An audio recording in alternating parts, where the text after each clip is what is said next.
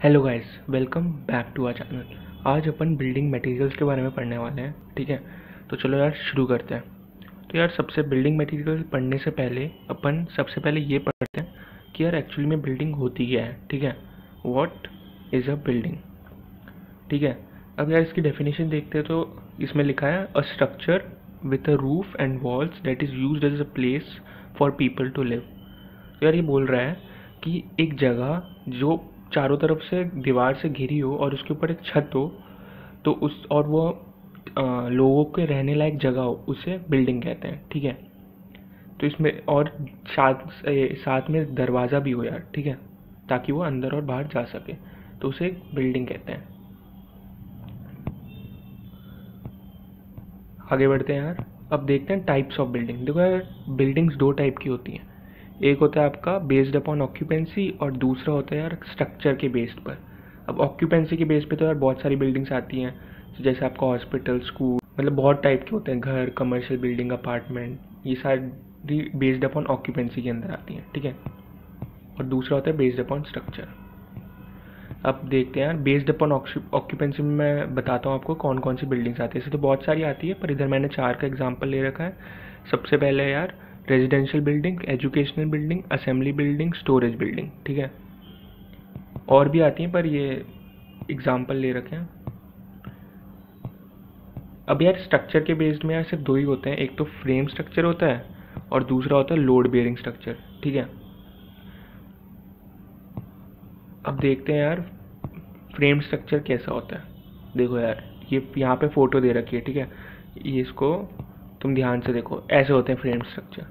इसके अंदर क्या होता है ना, जितना भी बिल्डिंग का लोड होगा वो कॉलम्स के थ्रू ज़मीन के अंदर जाएगा। ठीक है, इन्हें फ्रेम स्ट्रक्चर कहते हैं। इनमें वॉल्स जो भी इनमें, अभी देखो वॉल्स तो बनी नहीं है, पर जब भी इनमें वॉल्स बनेगी कोई भी बाहर इन वॉल्स पे नहीं आएगा, सीधा कॉलम्स, बीम्स और स्लैब्स के ऊपर आता है सारा बाहर। वॉल्स के ऊपर फ्रेम स्ट्रक्चर में कोई बाहर नहीं रहता, ये सिर्फ कॉलम के ऊपर बाहर रहता है और वो सारा बाहर कॉलम के थ्रू ही ज़मीन में जाता है। ठीक है, अब दूसरी तरफ देखते हैं यार, एक तो फ्रेम स्ट्रक्चर था और दूसरा लोड बेयरिंग स्ट्रक्चर था। अब लोड बेयरिंग स्ट्रक्चर कुछ ऐसा होता है, नॉर्मली जितने भी अपने घर होते हैं वो सारे लोड बेयरिंग स्ट्रक्चर से ही बनते हैं।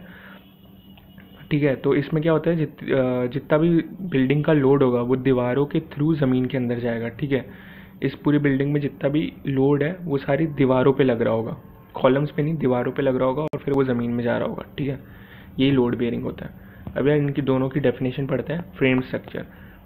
अब यार फ्रेम स्ट्रक्चर में ये कह रहा है कि load load is transferred to ground, मतलब जितना भी बाहर है ज़मीन बिल्डिंग का, वो ग्राउंड से ग्राउंड में जाएगा कॉलम के ज़रिए। ठीक है, load is transferred to ground through columns, ये बोल रहा है ये। और बोल रहा है कि इसमें कोई भी नो लोड, कोई भी लोड नहीं लगता दीवारों पे। ठीक है, और इसमें दीवारें सिर्फ सेपरेशन और सिक्योरिटी पर्पस के लिए डाली जाती हैं। ठीक है, ये होता है फ्रेम स्ट्रक्चर। ये ज़्यादातर यार अपार्टमेंट्स देखोगे तुम, बड़े बड़े, उनमें यूज़ होते हैं ये।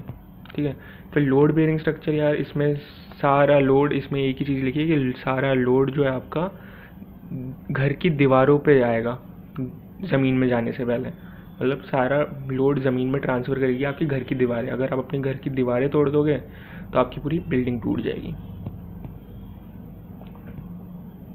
अब यार आगे बढ़ते हैं अपन। अब पढ़ते हैं कि लोड्स किन किन प्रकार के होते हैं, मतलब कितने टाइप होते हैं लोड के। तो यार 7 टाइप होते हैं। एक होता है लाइव लोड। अब लाइव लोड के अंदर यार जैसे कि आप घर के लोग और आपका फर्नीचर, टेबल, कुर्सी, कबर्ड, बेड, जो मूवेबल होगा, जो भी आपके घर के अंदर जितने मूवेबल आइटम है ना, वो लाइव लोड कहलाते हैं। ठीक है, दूसरा आता है डेड लोड। डेड लोड के अंदर यार आपके फ्लोर्स, आपकी सीढ़ियाँ, आपके छत, ठीक है, ये जितने भी मतलब हिल नहीं सकते हैं, आपकी घर की दीवारें, ये सब डेड लोड में आती हैं। ठीक है, ये परमानेंट फिक्स्ड होंगी और ये हिल नहीं सकती, उन्हें डेड लोड कहते हैं। और जो मूवेबल होता है उन्हें लाइव लोड कहते हैं। ठीक है, फिर अब आता है विंड लोड। यार विंड लोड जैसे कि तुम अगर बड़ी बड़ी बिल्डिंग्स बनाए अपन, तो उन पे लगता है विंड लोड, क्योंकि वो हाइट पर होता है, फिर उन पे विंड प्रेशर भी लगता है। स्नो लोड, यार जैसे कि आप कोई जम्मू कश्मीर में या रह रहे हो तो उधर स्लोप रूफ्स बनाई जाती हैं ताकि वो स्नो लोड को सहन कर पाए। मतलब अगर उन पर बर्फ़ गिरे तो फिर वो इकट्ठा ना हो और पिघल जाए, वरना अगर वो इकट्ठा हो गई एक जगह तो वो लोड बढ़ेगा और फिर घर टूटने का डर रहता है। ठीक है, रेन लोड भी यार ऐसा ही होता है कुछ कि अपन देखते होगे तुम यार, छत के अंदर मतलब कुछ होल्स टाइप बनाए जाते हैं ताकि पानी बाहर निकल जाए। अगर वो ना बनाए तो रेन इकट्ठा होती जाएगी छत पर, और फिर बाद में उनका लोड बढ़ेगा और फिर छत टूटने के चांसेस रहते हैं। ठीक है, फिर आता है अर्थक्वेक फोर्सेस। ये सॉरी यार, ये फोर्सेस हैं, ये स्पेलिंग गलत है, ये फोर्सेस है। अर्थक्वेक फोर्सेस यार तुम जानते ही हो, अगर ज़्यादा अर्थक्वेक का झटका मतलब भूकंप ज़्यादा आया तो आपकी बिल्डिंग टूटने का डर रहता है। दूसरा होता है यार ये हाइड्रोस्टैटिक फोर्स।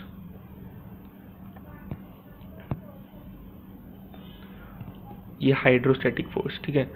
अब हाइड्रोस्टैटिक फोर्स क्या होता है? हाइड्रोस्टैटिक फोर्स तुम्हारा,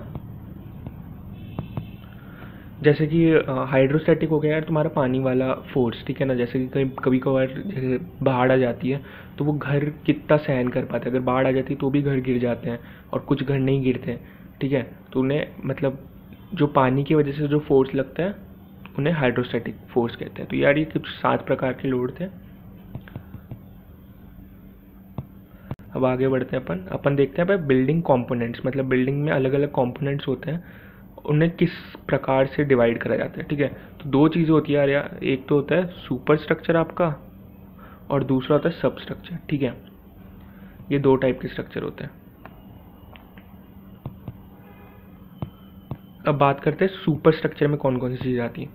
ठीक है, सुपर स्ट्रक्चर के अंदर यार तुम्हारे ये ग्राउंड लेवल है ना, इससे ऊपर जितनी भी चीज़ें होंगी वो सारी सुपर स्ट्रक्चर में आएगी। ठीक है, सुपर स्ट्रक्चर। और जैसे कि ये स्टेप हो गया, प्लिंथ हो गया, डोर, लिंटल, ये सारी तुम्हारी सुपर स्ट्रक्चर के अंदर आएगी। और जितना भी तुम्हारा यार नीचे होगा ना, जितना भी तुम्हारा ग्राउंड लेवल के नीचे होगा वो सब स्ट्रक्चर के अंदर आएगा। ठीक है, सब स्ट्रक्चर। जैसे कि ये फाउंडेशन हो गया, फाउंडेशन कंक्रीट हो गया, ये सब तुम्हारे सब के अंदर आएगा, सब स्ट्रक्चर के अंदर। एक बार अब यार एग्जांपल देख लेते हैं। ये देखो यार, सुपर स्ट्रक्चर के अंदर तुम्हारी जितना भी ग्राउंड लेवल से जितनी भी चीज़ें ऊपर है, जैसे प्लेन एंड विंडो, छज्जाज, steps and stairs, parapet wall, ये सब तुम्हारे सुपर स्ट्रक्चर में जो लेवल से ऊपर है। और दूसरा यार ये सब स्ट्रक्चर, अब सब स्ट्रक्चर में सिर्फ एक ही चीज़ होती है घर के अंदर, या जो कोई भी बिल्डिंग बनाओगे तो सब स्ट्रक्चर के अंदर फाउंडेशन ही आता है, क्योंकि घर के ग्राउंड लेवल के नीचे घर का सिर्फ एक ही पार्ट रहता है, वो होती है फाउंडेशन। ठीक है, यही होते हैं दोनों। ठीक है, अब आगे बढ़ते हैं। अब फाउंडेशन के बारे में पढ़ते हैं यार। अब देखो बहुत तरह की फाउंडेशन होती है, पर मैं तुम्हें सिर्फ यार इधर मतलब 2 ही बता रहा हूँ क्योंकि थोड़ी इंपॉर्टेंट है।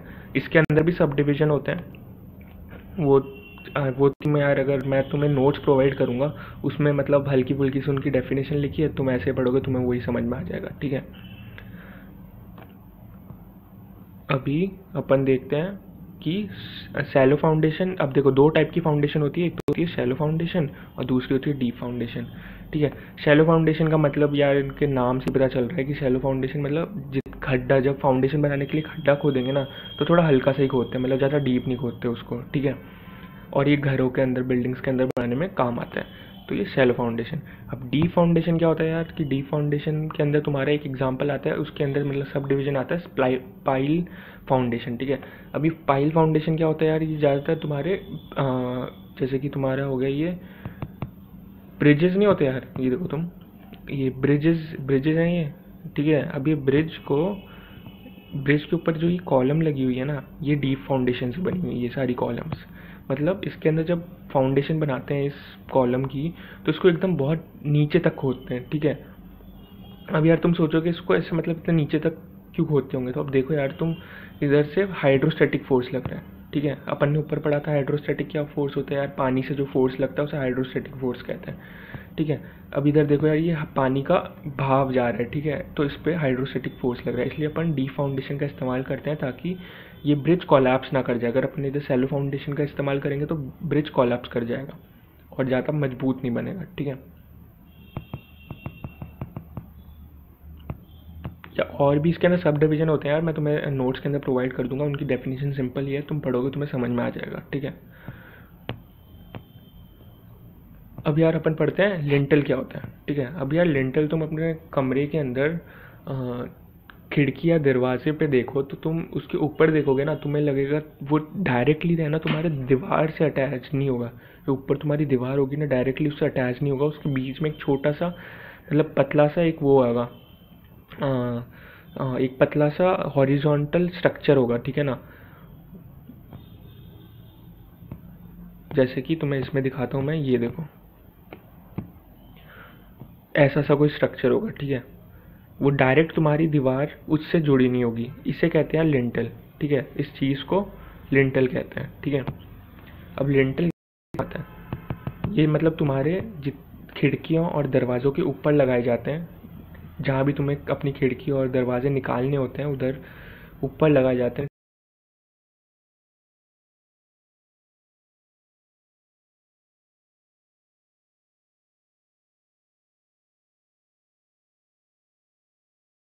तो वो दीवार का जितना भी प्रेशर लगेगा ना वो डायरेक्ट खिड़की पे नहीं आएगा, ये लिंटल ले लेगा। जैसे कि मैं तुम्हें अच्छे से,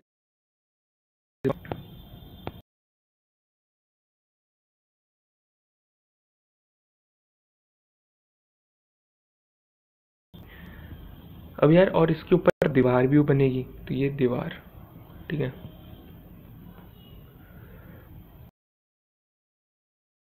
बाहर अब डायरेक्ट इस विंडो पे नहीं लगेगा और ये विंडो टूट बाहर इस लिंटल पे आ जाएगा, ठीक है। इसलिए अपन लिंटल, ठीक है। अब इसकी डेफिनेशन पढ़ते हैं। अब यार लिंटल होता क्या है, lintel is defined as a horizontal structural member. अब ये हॉरिजॉन्टल मेंबर है, स्ट्रक्चरल मेंबर है, ठीक है, above the doors and windows, ठीक है। डोर्स और विंडोज के ऊपर लगाया जाता है ताकि सारा बाहर इस पे आ जाए और डोर्स और विंडोज पर कोई बाहर ना आए। ये होता है लिंटल का काम। अब यार अपन ये ब्रिक बॉन्ड्स के बारे में पढ़ते हैं। ब्रिक बॉन्ड्स के बारे में यार अपन पहले थोड़ा ब्रिक्स के बारे में जान लेते हैं। अब जैसे कि तुम्हें पता ही होगा, ब्रिक्स एक बहुत बेसिक स्ट्रक्चर होता है बिल्डिंग बनाने के लिए। अगर तुम्हारे पास तुम्हें कोई घर बनाना है तो सबसे पहले सबसे बेसिक चीज़ तुम्हारे ईंटें लगेगी। बिना ईंटों के तुम घर बना ही नहीं पाओगे, ठीक है। ईंटें, ठीक है। अब ये ब्रिक्स क्या होती हैं, ब्रिक्स यार क्ले टाइप स्ट्रक्चर्स होते हैं, ठीक है। और इनमें ये क्यूब शेप के अंदर होते हैं, मतलब क्यूबॉइड शेप के अंदर होते हैं। अब यार ब्रिक्स के अंदर ना तुम एक ही तीन चीज़ें याद रखो। एक ही हेडर, मतलब ब्रिक का जितना भी सामने वाला ये पोर्शन है ना इसे हेडर कहते हैं। साइड वाला ये लंबा पोर्शन होता है ना इसे स्ट्रेचर कहते हैं। और जो ये अंदर शैलो ये डीप पार्ट है ना, ये इधर कभी कभार इधर नाम भी लिखे होते हैं, कोई कोई कंपनी के कुछ तो नाम लिखा होता है, ये अंदर की तरफ धंसा हुआ होता है, उसे फ्रॉक कहते हैं, ठीक है। ये तीन चीज़ होती हैं। अब यार इससे ही अपन समझते हैं कि कितने टाइप के बॉन्ड्स होते हैं, ठीक है।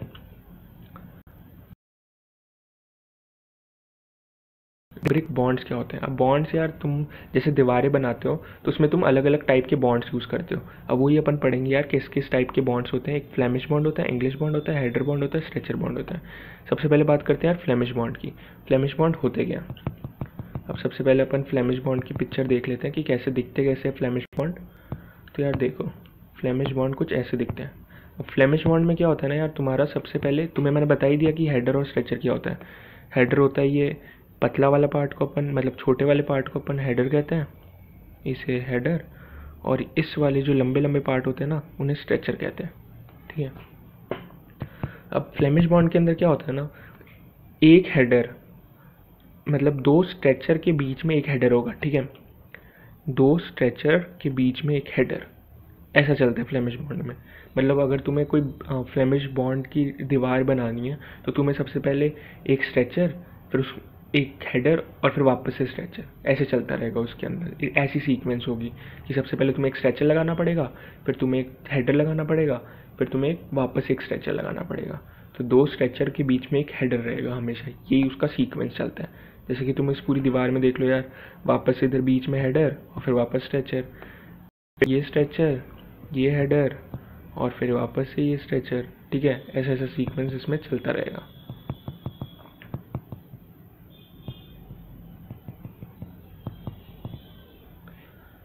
अब यार अपन आगे बढ़ते हैं और देखते हैं अपन अब अपन ने यार फ्लेमिश बॉन्ड देख लिया, अब अपन देखेंगे इंग्लिश बॉन्ड। ठीक है, इंग्लिश बॉन्ड के अंदर क्या होता है ना यार, ये देखो ये इंग्लिश बॉन्ड। ठीक है, सेकंड नंबर पे इंग्लिश बॉन्ड। इंग्लिश बॉन्ड की फोटो पहले देख लेते हैं। इंग्लिश बॉन्ड ये रहा, ऐसा दिखता है इंग्लिश बॉन्ड। इंग्लिश बॉन्ड में क्या होता है ना, इसमें रो वाइज काम चलता है।